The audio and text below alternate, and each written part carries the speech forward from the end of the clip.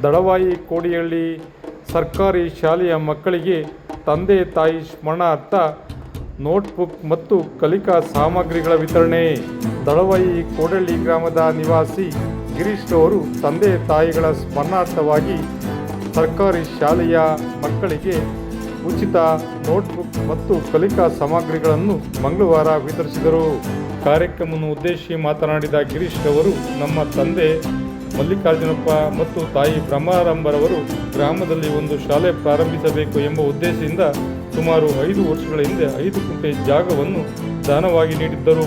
ಶಾಲೆ ಪ್ರಾರಂಭವಾದಾಗಿನಿಂದಲೂ ಅವರು ಇರುವವರೆಗೂ ಮಕ್ಕಳಿಗೆ ಪುಸ್ತಕ, ಜಾಮಿಟ್ರಿ ಬಾಕ್ಸ್ಗಳನ್ನು ವಿತರಣೆ ಮಾಡಿಕೊಂಡು ಬರುತ್ತಿದ್ದರು.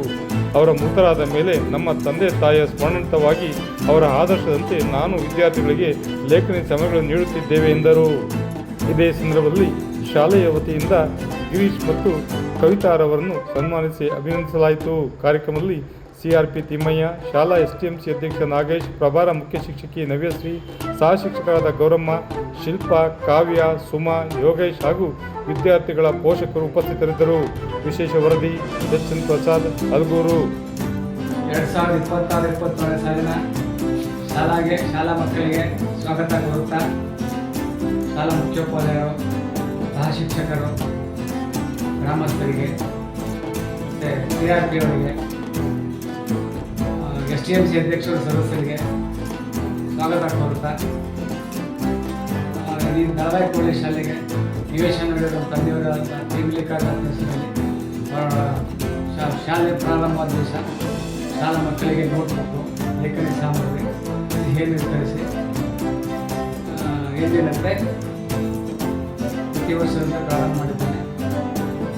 ಪಟ್ಟಣ ಪ್ರದೇಶದ ವ್ಯಾಮೋಹವನ್ನು ಬಿಟ್ಟು ಗ್ರಾಮೀಣ ಪ್ರದೇಶದ ಸರ್ಕಾರಿ ಶಾಲೆಗೆ ಗ್ರಾಮಸ್ಥರು ನಮ್ಮ ಮಕ್ಕಳನ್ನು ಸೇರಿ ಸರ್ಕಾರಿ ಶಾಲೆಯನ್ನು ಉಳಿಸಿ ವಂದನೆಗಳು.